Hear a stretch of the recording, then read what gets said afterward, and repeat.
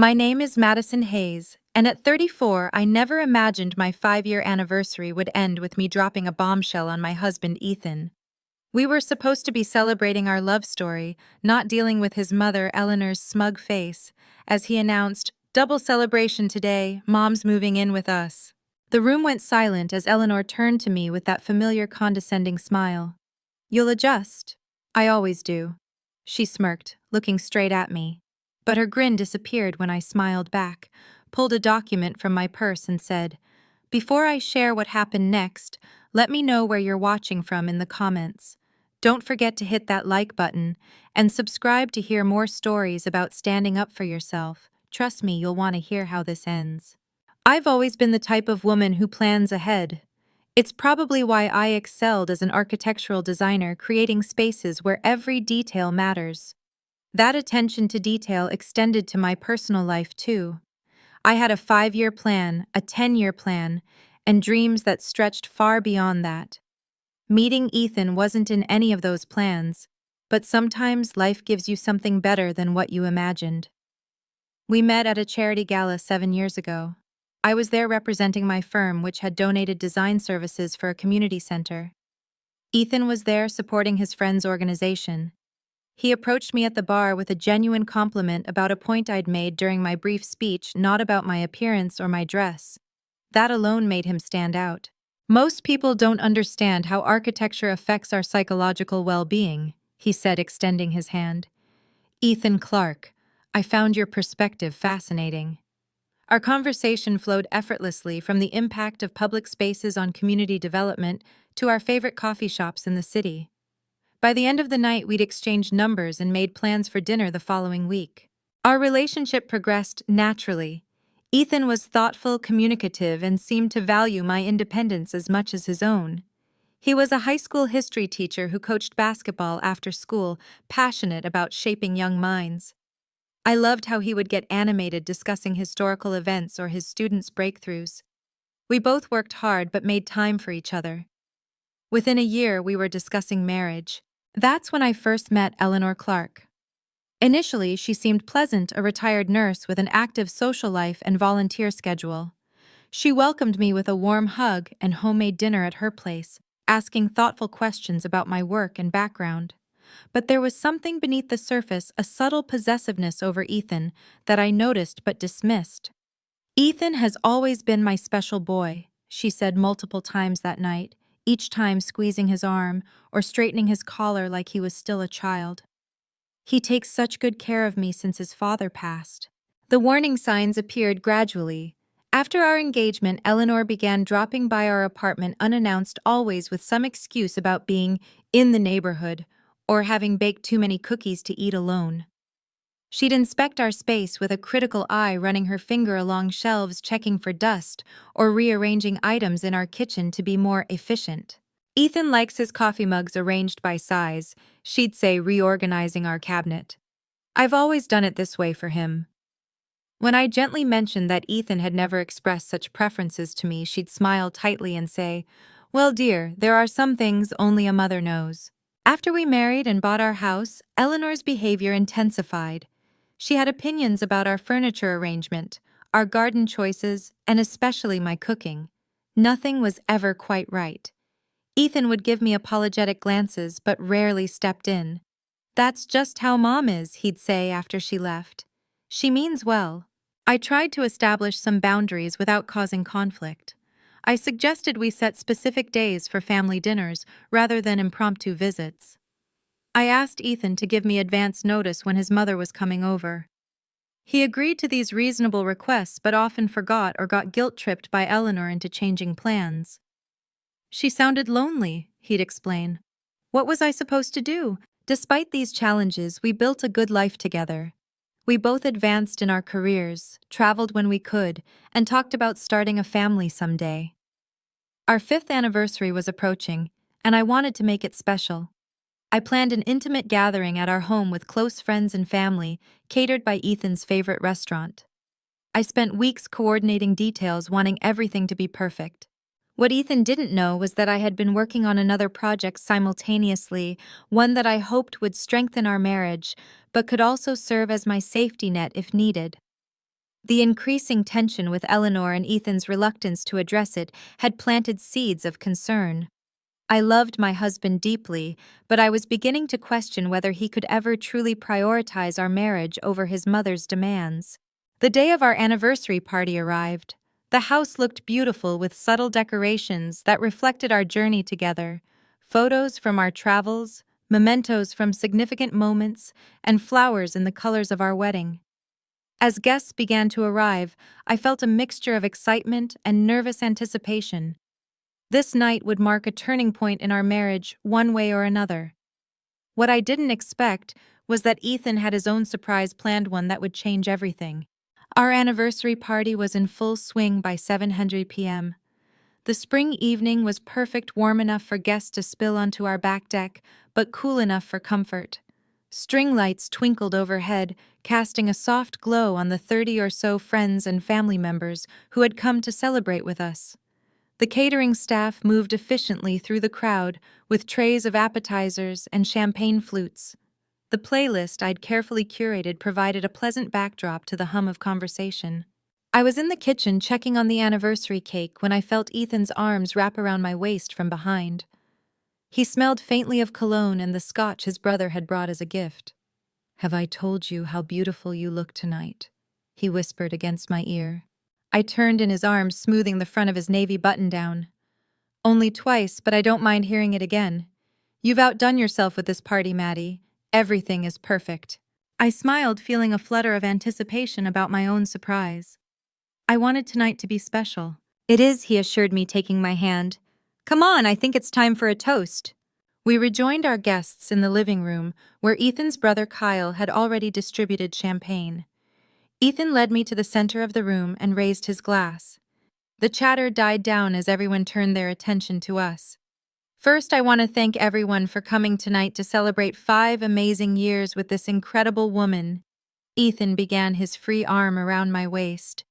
"Madison, you've made these the best years of my life. Your strength, your passion, your unwavering support. I'm grateful for it every day." My heart swelled at his words. This was the Ethan I fell in love with, thoughtful, appreciative, loving. "As many of you know, family means everything to us," he continued, and I nodded, squeezing his hand. "Which is why I'm so excited to share some news that makes tonight a double celebration." I looked up at him, confused. We hadn't discussed any additional announcements. For a wild moment, I wondered if he somehow knew about my surprise. Ethan beamed at the curious faces around us and declared, "My mother is moving in with us. After months of discussion, we've decided it makes the most sense for Mom to sell her house and come live here permanently. We have the space and it'll be wonderful to have her close as we start thinking about the next chapter of our lives." The room seemed to tilt beneath my feet. Months of discussion, next chapter. This was the first I'd heard of any of it. I maintained my smile through sheer force of will, but inside I was reeling. I scanned the room and found Eleanor standing near the fireplace, practically glowing with triumph. When our eyes met, she raised her glass in a small salute. The guests' reactions were a mixture of polite enthusiasm and visible discomfort. Some offered congratulations, while others shot questioning glances my way, clearly sensing this wasn't a joint announcement. "Wow, that's big news," my best friend Dana said carefully. "When is this happening?" "We're aiming for next month," Ethan replied confidently. "Mom's already accepted an offer on her house." Each word felt like another blow. I stood frozen beside my husband, my champagne glass clutched so tightly I feared it might shatter in my grasp. "Madison has been so supportive," Ethan added, giving me a squeeze that felt more like a vice. "Haven't you, honey?" All eyes turned to me. I forced myself to nod, not trusting my voice. The moment was saved by Ethan's cousin announcing it was time for cake, and the crowd's attention shifted as guests moved toward the dining room. Eleanor approached us, her designer pantsuit immaculate as always. "Isn't this wonderful?" she gushed, patting Ethan's cheek. "It's like things are coming full circle. Now I can help around the house while Madison focuses on her career." I felt my cheeks burn at the implication that I wasn't managing our home properly. "Plus," she continued, lowering her voice conspiratorially, I'll be right here when grandchildren come along. Heaven knows you'll need the help with your work schedule. Before I could respond, she turned to me with that familiar condescending smile. You'll adjust, dear. I always do, she said, her eyes holding mine in silent challenge. In that moment, I flashed back to a conversation Ethan and I had just 3 months earlier. We'd been discussing our future plans over dinner when I'd broached the subject of his mother. Your mom mentioned again today that she's thinking of downsizing, I'd said carefully.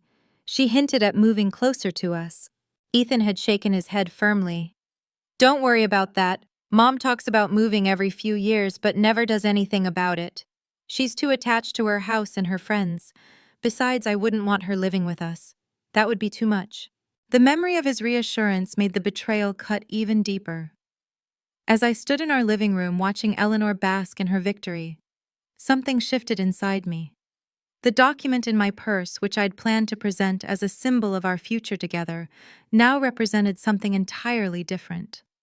I watched Eleanor walk away, her hand possessively on Ethan's arm as she steered him toward other guests. My initial shock was crystallizing into resolve. I wouldn't cause a scene at our anniversary party, but I wouldn't sit quietly and accept this ambush either. The time for accommodation was over. I reached for my purse, feeling the weight of the folder inside. My surprise had just taken on new significance, and I intended to use it. Continue. The tension at our anniversary party wasn't born in a vacuum. The friction between Eleanor and me had been building for years, escalating from minor irritations to significant boundary violations that threatened the foundation of my marriage. 6 months after Ethan and I got married, I came home from work one day to find our living room completely rearranged. The sofa faced a different wall, the coffee table had been moved, and our reading chair was now positioned by the window. I stood in the doorway, disoriented in my own home. Surprise! Eleanor emerged from the kitchen, wiping her hands on a dish towel. I let myself in with the spare key Ethan gave me. Doesn't the room flow better now? It was so closed off before. I struggled to keep my voice even. Eleanor, I appreciate your effort, but we had the furniture arranged that way for a reason. The previous layout worked better for how we used the space. Her smile dimmed slightly. Well, give this a try. Ethan always trusted my eye for design when he was growing up. You two can always move it back if you really don't like it, she added, though her tone suggested she expected no such thing. When Ethan came home, he seemed pleased with the change. Mom's always had a knack for making spaces feel bigger, he commented, oblivious to my discomfort. That night, I brought up the issue of his mother having a key. I felt uncomfortable coming home to find the house rearranged without any warning. She was just trying to help Maddie, he replied. Mom gets bored sometimes now that she's retired. I understand that, but our home is our private space. I would appreciate a heads up before she comes over, especially if we're not here. Ethan agreed half-heartedly, but nothing changed. Eleanor continued to drop by unannounced often when she knew I'd be at work, and Ethan would be home. I'd return to find little things altered, kitchen cabinets reorganized, new decorative items appearing, or my carefully curated bookshelves rearranged by color rather than subject. As my career advanced and I took on more responsibility at my firm, Eleanor's comments about my professional ambitions grew increasingly barbed. It must be nice for Ethan to have leftover takeout 3 nights a week, she remarked after spotting containers in our refrigerator. When his father was working long hours, I still managed to put a home-cooked meal on the table every night. Another time, when I mentioned being considered for a promotion that would involve some travel, she shook her head sympathetically. I don't know how that would work with starting a family. Ethan has always wanted children, you know. He was such a natural with his younger cousins. The implication was always the same.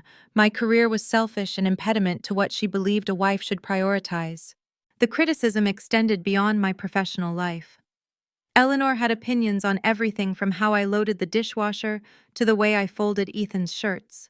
He prefers them folded this way, she'd say, refolding laundry I'd just put away. I've always done it like this. Family gatherings became exercises in restraint. At Thanksgiving dinner with Ethan's extended family, I shared news about a sustainable housing project my firm had recently completed. That's nice, dear, Eleanor interrupted, patting my hand dismissively before turning to the table. But the real excitement is that Ethan's basketball team is heading to regionals this year. Tell everyone about that, honey. I watched my husband launch into a story about his team, his mother beaming beside him. My accomplishment was forgotten, deemed less important than his. It was a pattern that repeated at every family event. My voice minimized, my achievements diminished. The holidays were particularly difficult. During our second Christmas, as a married couple, Eleanor surprised us by arriving 3 days before Christmas Eve, suitcases in tow. "I thought I'd come early to help with the preparations," she announced, already hanging her coat in our entryway. "I'll be staying until New Year's. I brought all my special recipes." We had planned a quiet Christmas, just the two of us, before visiting family on Christmas Day. Those plans evaporated as Eleanor took over our kitchen and invited additional family members without consulting us. When I tried to discuss the issue with Ethan later, he dismissed my concerns. "It's Christmas, Maddie. Family is important this time of year. Mom just wants to make it special for us." "But we had plans of our own," I insisted. "I feel like our wishes don't matter." "You're overreacting," he replied. "It's not a big deal to adjust our plans a little." But it wasn't just a little. It was a constant adjustment, always in Eleanor's favor, never in mine. Perhaps the most hurtful incident occurred during a family reunion last summer. Ethan's cousins were discussing their favorite family traditions, and I mentioned how much I enjoyed our new tradition of Sunday morning hikes. "Oh, those won't last," Eleanor interjected with a laugh. "Ethan has never been the outdoorsy type. He gets that from his father. When he was little, we tried camping once and had to come home early because he was miserable." "Actually, Mom," Ethan corrected her, "I enjoy hiking with Maddie. It's become one of my favorite parts of the week." For a moment, I felt validated until Eleanor added, "Well, you've always been so accommodating, sweetheart. Remember how you took ballet lessons for a month because your elementary school crush was in the class?" She turned to the group. "He hated every minute but wouldn't admit it."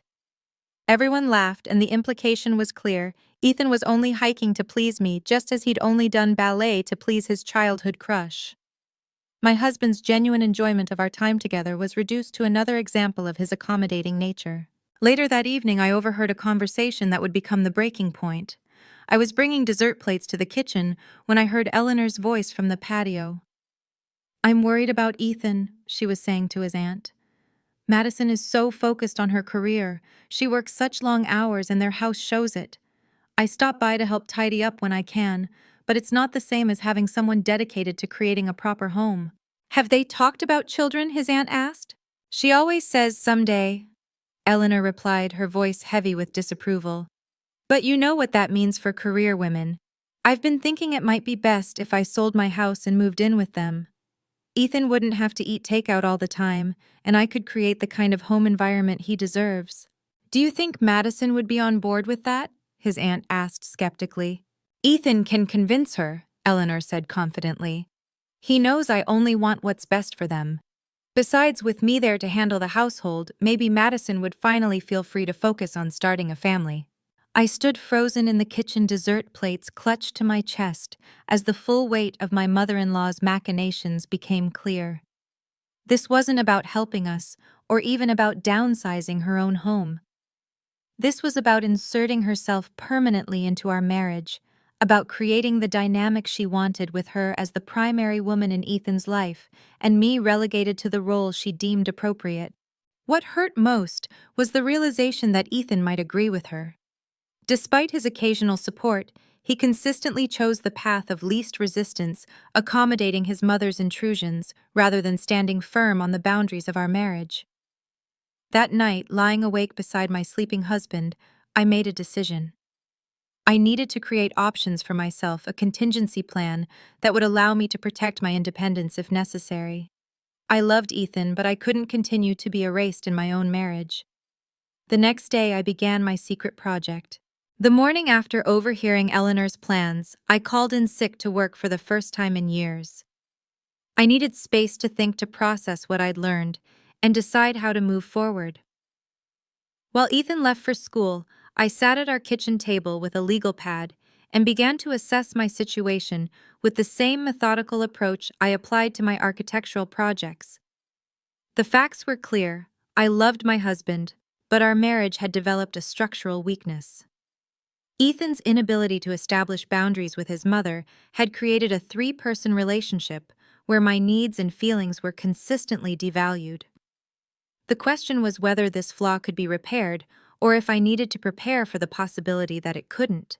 I decided to pursue both paths simultaneously, work to strengthen my marriage while creating a safety net for myself if those efforts failed. The next day, I scheduled an appointment with a marriage counselor intending to ask Ethan to join me. But before I could even broach the subject, he announced that his mother had scheduled a family dinner for that exact time to discuss some exciting news. I attended the dinner only to discover that Eleanor wanted to show us listings for houses near ours that she was considering. Ethan seemed enthusiastic while I felt increasingly invisible. That weekend, while Ethan was at a basketball tournament with his team, I began researching properties. I wasn't looking for anything extravagant, just a small place that could be mine alone if needed. After viewing several options, I found a modest cottage about 20 miles from downtown, nestled on a quarter-acre lot with mature oak trees. The house itself needed work, but the bones were good, and I could immediately envision its potential. Using money I'd saved from my year-end bonuses funds I'd originally intended for a future family vacation home, I made an offer. It was accepted the following week.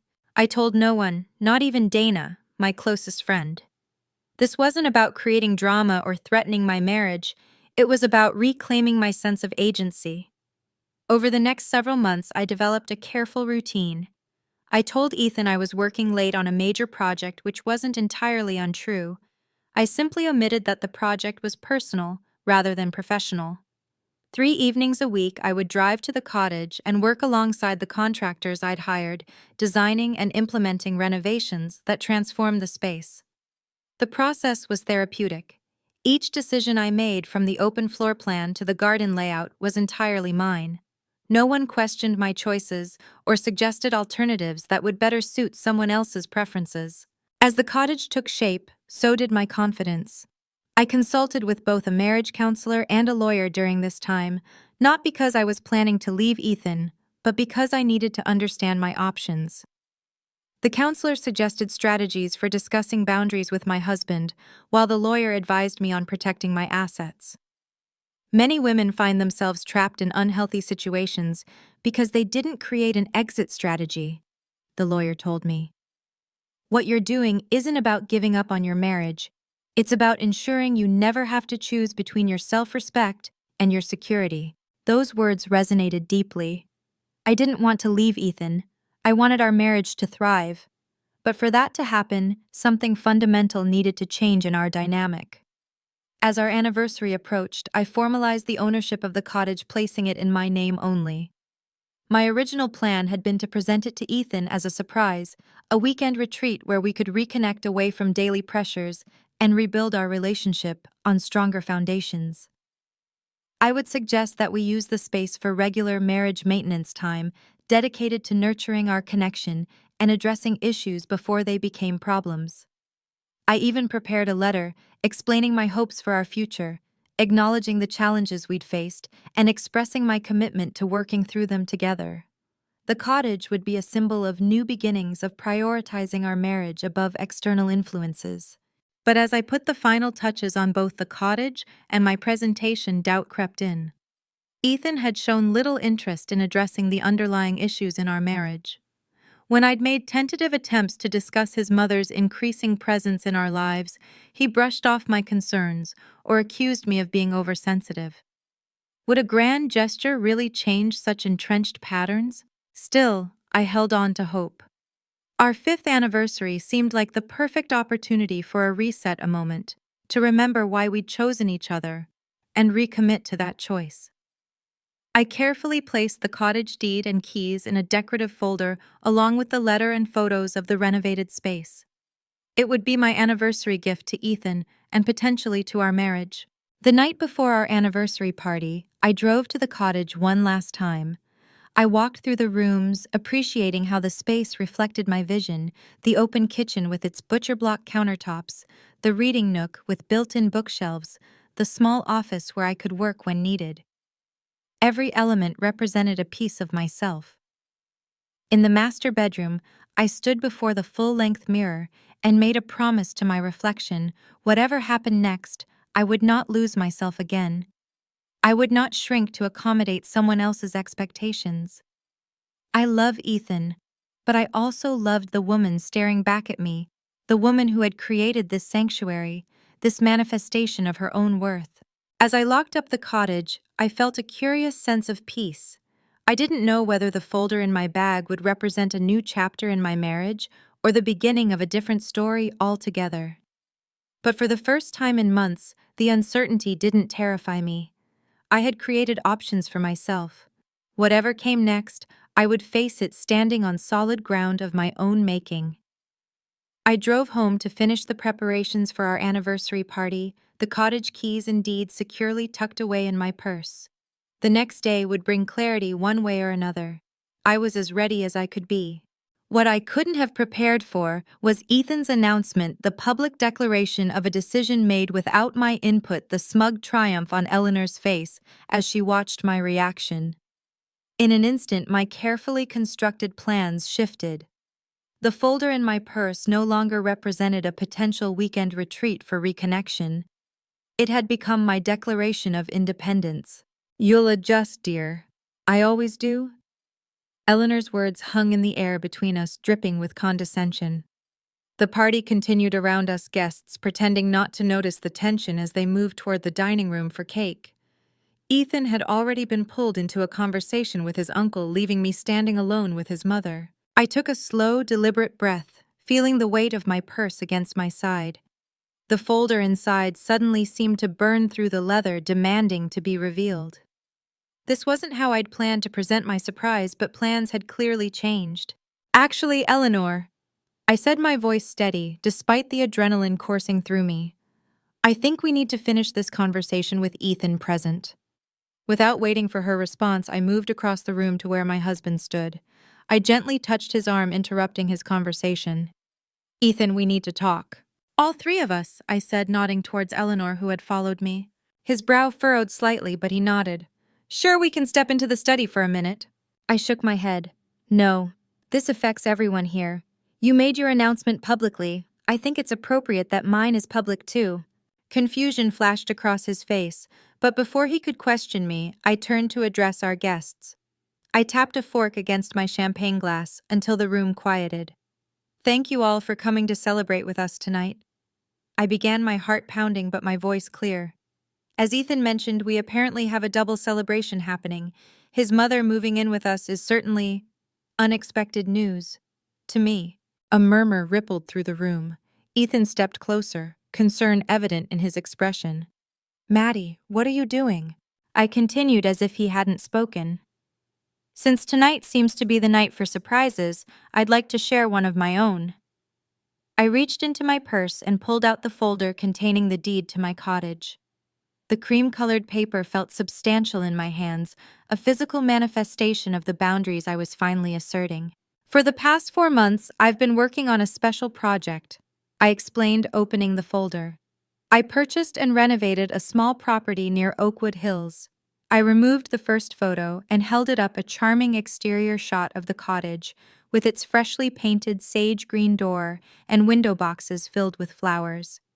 "It's a beautiful space, completely designed to my specifications.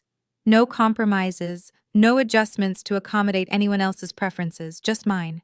Ethan stared at the photo, confusion evident on his face. "I don't understand. You bought a house without telling me." "Yes," I replied simply.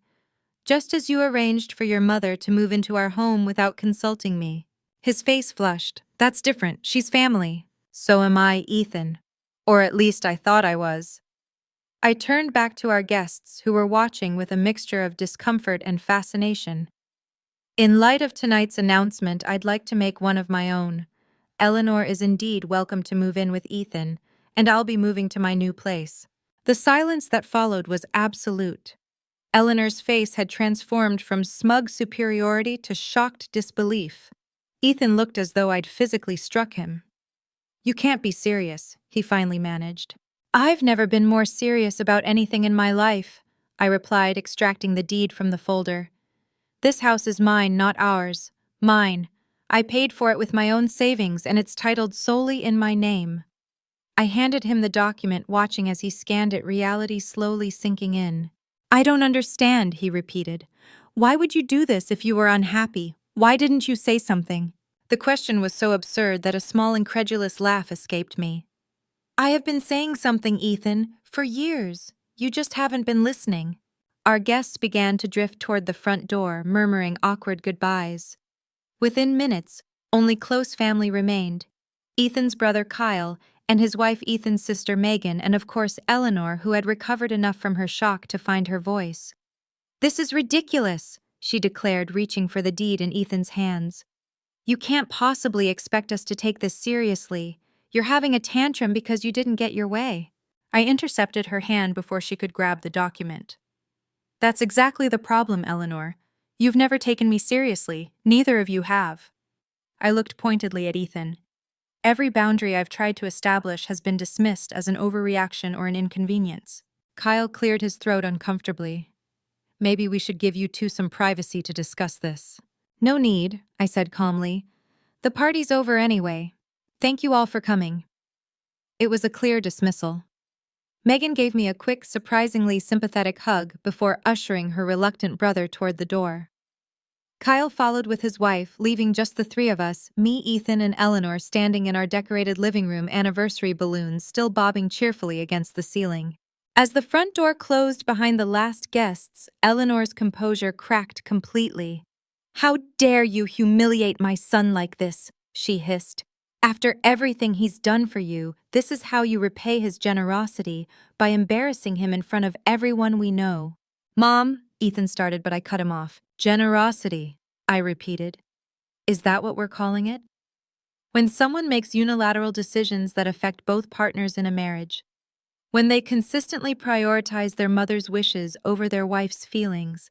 That's an interesting definition of generosity. You've always been selfish, she spat. Always putting your career first, neglecting your home, neglecting Ethan's needs. And what exactly are Ethan's needs? I asked, turning to my husband. Because from where I stand, the only needs being prioritized in this marriage are yours, Eleanor. Ethan looked between us, conflict evident on his face. Maddie, you're overreacting. I should have discussed Mom moving in with you first, I admit that. But buying a separate house, that's extreme. Is it? I asked quietly. Let me ask you something, Ethan. When exactly did you and your mother begin these months of discussion about her moving in? Because 3 months ago you explicitly told me it would never happen. He had the grace to look uncomfortable.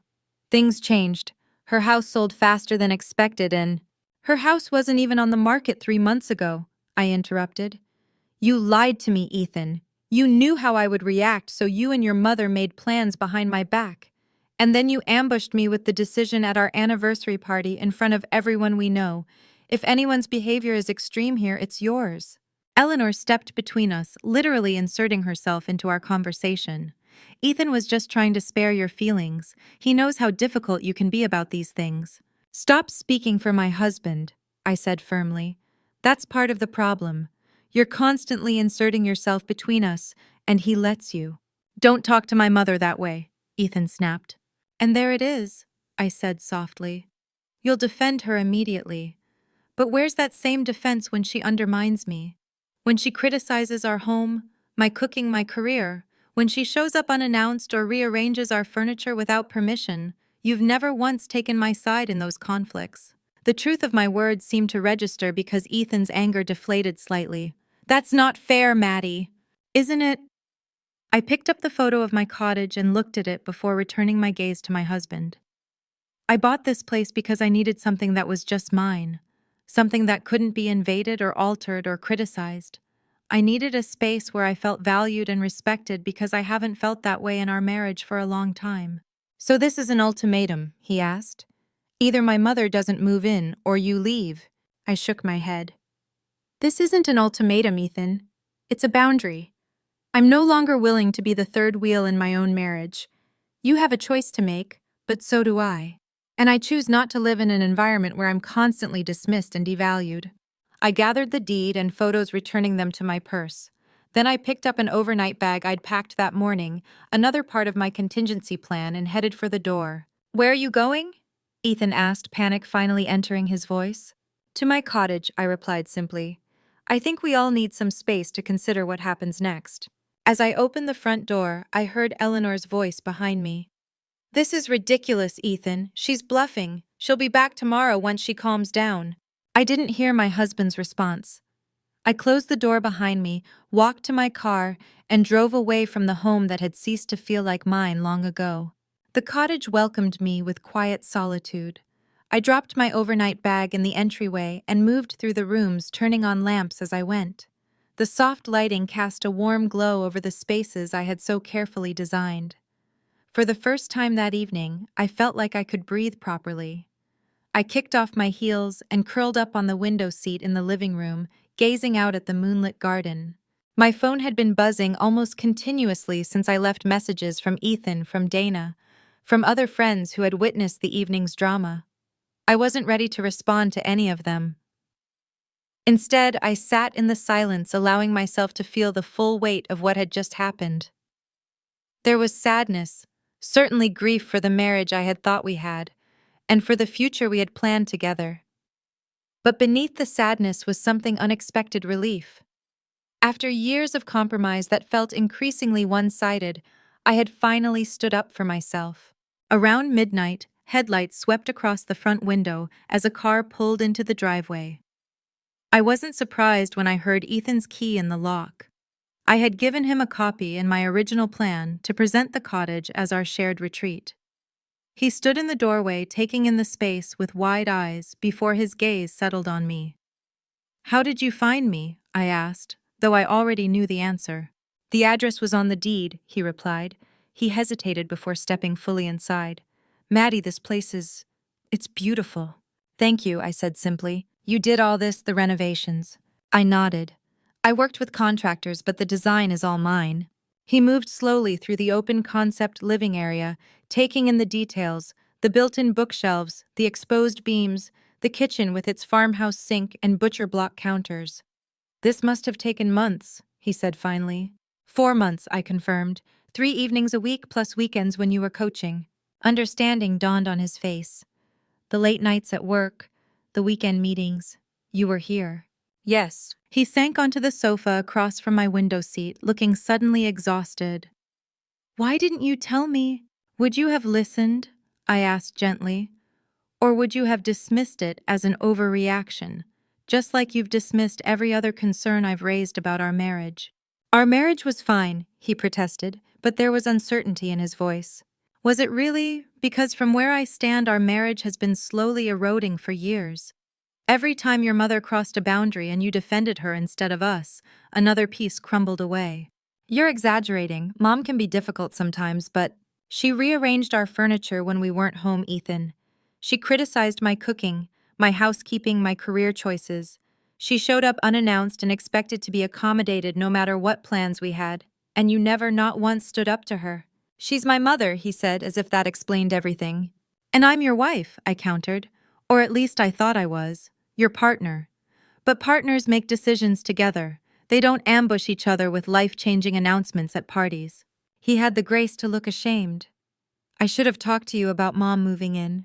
That was wrong and I'm sorry, but you're not sorry about the decision itself, I noted. Just the way you announced it. He sighed, running a hand through his hair. I don't know what you want me to say, Maddie. She's my mother. She needs a place to live. She has a place to live. She chose to sell it without consulting us, without consulting me, because she wanted to insert herself permanently into our marriage, and you enabled that choice. That's not fair. She's getting older. The house was too much for her to maintain. There are other options between too much house and moving in with us, I pointed out. Downsizing to a condo, a retirement community, an apartment near us but not with us. Options we could have discussed together if either of you had bothered to include me in the conversation. Silence fell between us as Ethan absorbed my words. Outside, an owl hooted softly. Where's your mother now? I asked finally. At our house. She insisted on staying to help clean up after the party. I nodded, unsurprised. And what did she say when you left to come here? His expression told me everything I needed to know. She thinks I'm being ridiculous, I guess. Throwing a tantrum. She probably told you not to chase after me, that I'd come crawling back once I calmed down. Something like that, he admitted. And yet here you are. He leaned forward, elbows on his knees. Because despite what you seem to think, I do care about our marriage. I love you, Maddie. I know you do, I said softly. But love isn't enough if there's no respect. And you haven't respected me as your partner for a long time. That's not true, he protested. Isn't it? You made a major life decision without consulting me. You lied to me about your intentions. You allowed your mother to criticize and undermine me repeatedly without ever standing up for me. How is any of that respectful? He was silent, unable to counter my points. I love you too, Ethan, I continued. But I can't continue in a marriage where I'm constantly the one expected to bend, to adjust, to accommodate. I need a partner who puts our relationship first. So what are you saying? This is it, 5 years of marriage, and you're just walking away? I shook my head. I'm not walking away. I'm standing firm. There's a difference. I moved from the window seat to sit beside him on the sofa, close but not touching. I want our marriage to work, I said honestly. But for that to happen, things need to change. Real substantive changes, not just temporary adjustments until we fall back into old patterns. What kind of changes? He asked wearily. First, marriage counseling, non-negotiable. We need a neutral third party to help us establish healthy boundaries and communication patterns. He nodded reluctantly. Okay, what else? Second, your mother cannot move in with us. Not now, not ever. It would be disastrous for our marriage. His expression hardened. She's already sold her house, Maddie. Where is she supposed to go? As I said before, there are other options. We can help her find a place nearby if that's what she wants. But our home needs to be our sanctuary, not a battlefield. She's going to be hurt, he said, disappointed. Yes, she will. And you'll need to be the one to set that boundary with her, not me. That's the third change. I'm done being the bad guy, the obstacle between you and your mother. If we're going to rebuild our marriage, you need to start prioritizing us. Ethan was quiet for a long time, staring at his hands. I could see the conflict in him, the lifetime of conditioning to put his mother's feelings first, warring with the recognition that our marriage was genuinely at risk. I don't know if I can do that, he finally admitted, his voice barely above a whisper. His honesty hurt, but I appreciated it. I know. That's why I bought this place. I needed to create options for myself in case you couldn't or wouldn't choose our marriage. So what happens now? He asked. Now we take some time. I'm going to stay here for a while. And you should go home, talk to your mother, think about what you want and what you're willing to do to save our marriage. If you decide you want to try my first two conditions, stand counseling and your mother finding her own place. If those aren't acceptable to you, then we need to have a different conversation. And if I agree, will you come home? I shook my head. Not right away. I think we need the separation right now, time to reset and reflect. But I would commit to the process, to working through our issues with professional help. He nodded slowly, processing everything I'd said. Then he stood clearly, preparing to leave. For what it's worth, he said, pausing at the door. I am sorry about tonight. The announcement. I knew you wouldn't be happy about Mom moving in, but I thought once it was settled you'd adjust. I didn't consider how disrespectful that was. Thank you for acknowledging that, I said. It's a start. After he left, I locked the door and returned to my window seat. The confrontation had been draining but necessary. For the first time in years, I'd expressed my needs clearly and set firm boundaries. Whether Ethan could respect those boundaries remained to be seen, but I had taken the first step toward reclaiming my voice in our relationship. As I prepared for bed in my new space, I felt a curious sense of peace. Whatever happened next, I knew I would be okay. I had created this sanctuary for myself, this tangible proof that I could stand on my own if needed. It wasn't the outcome I had hoped for when I purchased the cottage, but it had become something equally valuable, a foundation for my own strength and independence. I fell asleep that night, not knowing whether my marriage would survive, but certain that I would either way. 3 months passed like a slow turning page. I settled into life at the cottage, finding comfort in the quiet routine I established. Mornings began with coffee on the back porch, watching the sun filter through the oak trees. Evenings ended with books in the window seat or plans spread across my small home office desk. The solitude, once unimaginable, became a kind of healing. I threw myself into work during those months, earning praise for a sustainable housing project that incorporated many of the design elements I'd tested in my own cottage. My boss noticed the renewed energy and focus I brought to the firm. "Whatever's changed in your personal life," she commented during a project review, "it seems to be fueling your creativity. This is some of your best work." The irony wasn't lost on me. By stepping away from a situation that had diminished me, I had reclaimed parts of myself that had been slowly eroding my confidence, my creative vision, my voice. Ethan and I maintained careful contact during our separation weekly coffee meetings in neutral locations where we discussed practical matters and gradually deeper issues. The first few meetings were strained, filled with awkward silences and careful politeness. But as weeks passed, something shifted. After my ultimatum that night at the cottage, Ethan had returned home to find Eleanor rearranging our bedroom furniture to make space for her vanity. According to him, seeing her moving our personal items without permission, something she'd done countless times before, suddenly looked different through the lens of our conversation. "I asked her to stop," he told me during our third coffee meeting. "She acted like I was being ridiculous, said she was just trying to help. For the first time, I could see what you'd been talking about all these years." That small recognition represented a significant breakthrough. It led to Ethan's reluctant but genuine agreement to try marriage counseling. We began sessions with Dr. Winters, a therapist specializing in family boundaries. In our first session, Ethan admitted, "I've always taken the path of least resistance with my mother. It was easier to let Maddie adjust than to challenge Mom's behavior." "And how has that strategy worked for your marriage?" Dr. Winters asked. Ethan looked at me, really looked at me perhaps for the first time in years. "It hasn't," he acknowledged. "I've been avoiding short-term discomfort at the cost of long-term damage."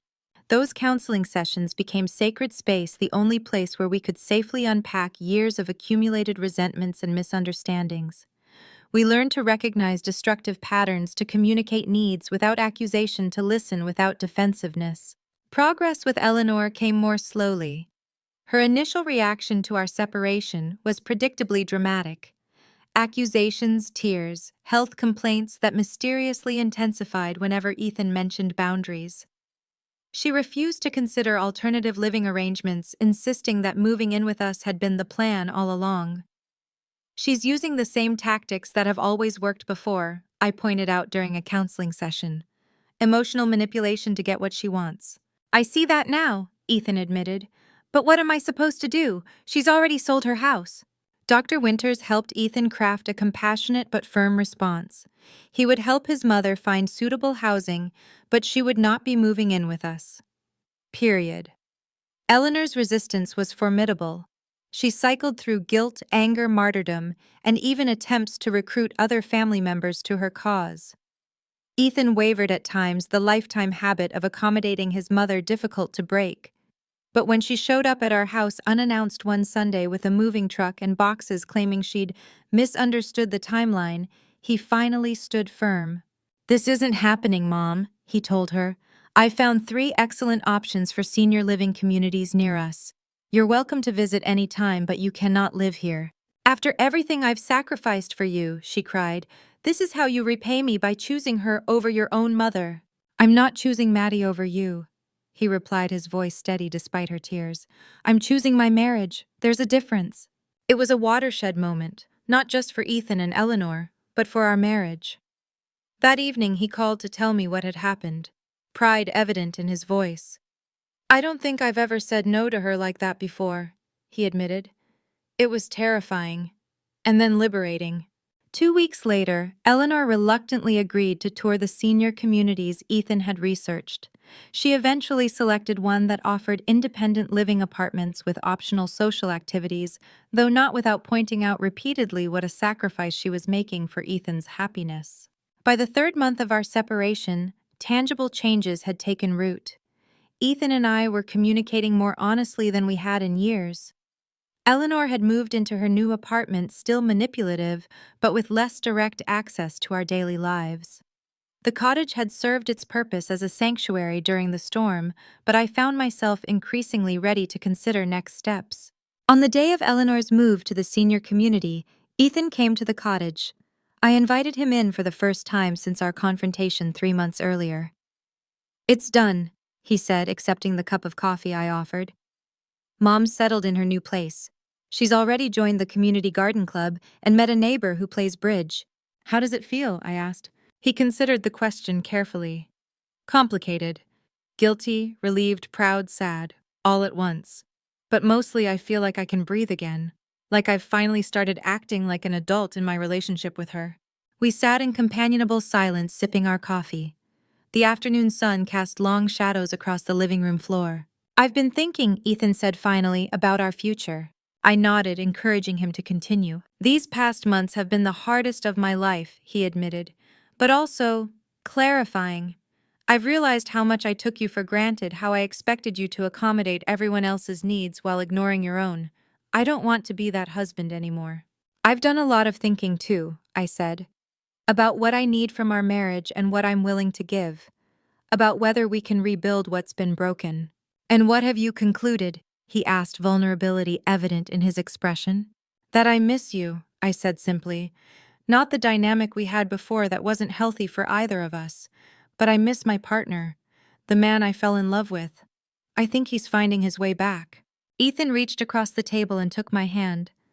"I'd like to come home," he said softly, "if you're ready." I squeezed his hand but didn't immediately agree. "I think we need to be careful about next steps. We've made progress, but these patterns were years in the making. They won't be resolved in 3 months. What do you suggest?" "A gradual transition. We continue counseling. You stay over here sometimes, I stay at the house sometimes. We date each other again, rebuild trust before we fully reunite." He nodded, understanding the wisdom in taking things slowly. "And the cottage?" I looked around at the space I'd created, the sanctuary that had sheltered me during one of the most difficult periods of my life. "I'm keeping it," I said firmly, "not as an escape hatch but as a reminder of my independence. Maybe someday it becomes a rental property or a weekend retreat for both of us, but for now it remains mine." To his credit, Ethan didn't argue. "That seems fair. You've created something beautiful here, something that's entirely yours. I wouldn't want you to give that up."